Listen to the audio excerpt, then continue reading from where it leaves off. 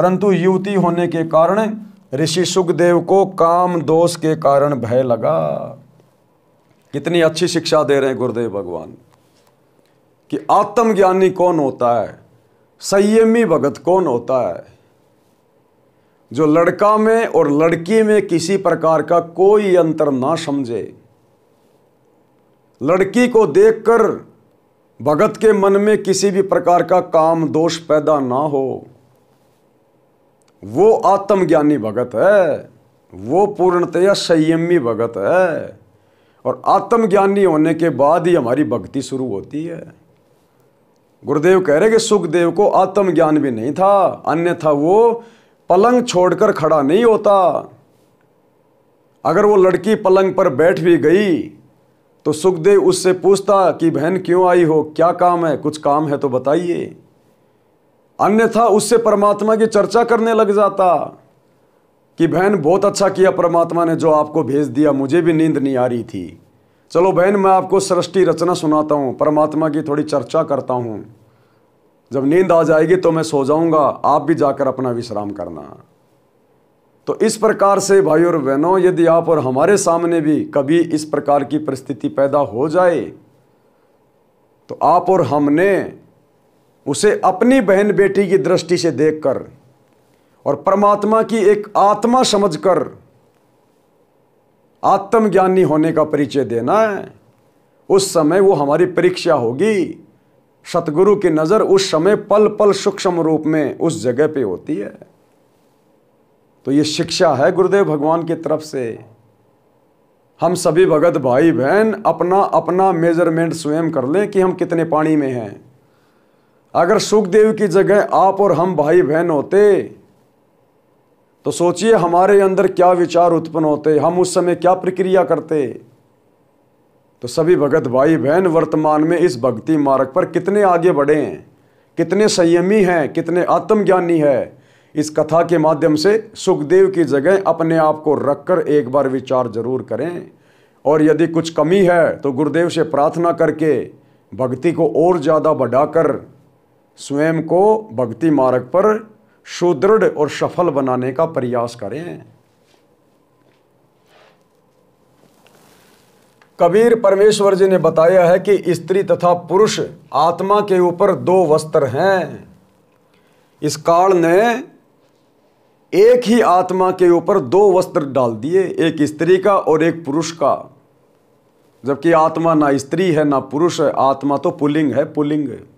जिस प्रकार गाड़ियां बनाने वाली कंपनी एक चेचिस के ऊपर बस की बॉडी लगा देती है और दूसरे चेचिस के ऊपर ट्रक की बॉडी लगाती है, देखने वाला दूर से पहचान लेता कि ये तो बस है और ये ट्रक है, जबकि नीचे से उसका चेचिस एक ही है, ऊपर की बॉडी की बनावट का अंतर है। तो ठीक इसी प्रकार इस हाड़ मांस के कंकाल के ऊपर इस काल ने आप और हमें यहीं फंसा कर रखने के लिए विषय वासनाओं में एक ही कंकाल के ऊपर दो वस्त्र डाल दिए, एक स्त्री का और एक पुरुष का।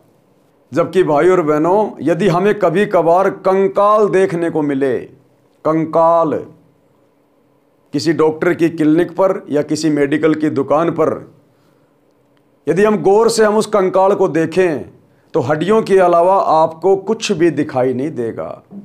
ना आपको स्त्री के स्तन दिखाई देंगे, ना आपको स्त्री या पुरुष की प्रजनन इंद्री दिखाई देगी, ना आपको कोई सुंदरता दिखाई देगी, ना कोई चेहरे अलग अलग दिखाई देंगे, केवल वो कंकाल दिखाई देगा, कंकाल। और उसी कंकाल के ऊपर हाड़ मांस से इस काल ने स्त्री और पुरुष बना दिए, और उसी चीज में हम भाई बहन भ्रमित हो रहे हैं, भ्रमित। और गुरुदेव ने बताया कि बिष्टा जिनकी देह में वो मगन फिरे दिन रात, और गरीब दास केशव कहे जिन सर जम की घात। इस शरीर में भरा क्या है? अगर इस खाल को हटा के देखा जाए तो इसके अंदर कुबाड़ भरा, कुबाड़, मोटी मोटी थैलियां, कोई टट्टी की, कोई पेशाब की, कोई थूक की, कोई लार की। कभी कभार देखा हो कोई कसाई बकरे काटता है और उसकी खाल उतार देता है, उसके बाद उसके अंदर से मोटी मोटी थैलियां निकलती हैं, मांस वगैरह होता है।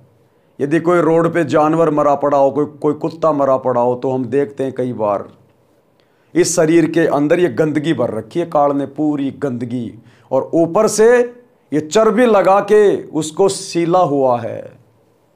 किसी की गोरी चमड़ी, किसी की काली चमड़ी, और अंदर कबाड़ भरा है, गंदगी, बदबू, टट्टी, पेशाब, लार, थूर, मांस। और इसी को देख के हम भाई बहन आकर्षित हो जाते हैं कि वाह कितना सुंदर है, कितनी सुंदर है।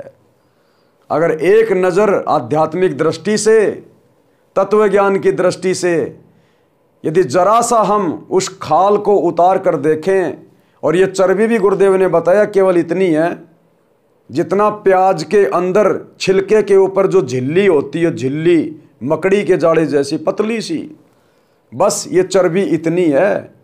अगर इसको जरा सा कोई खरोच के देखे तो तुरंत खून निकल आता है।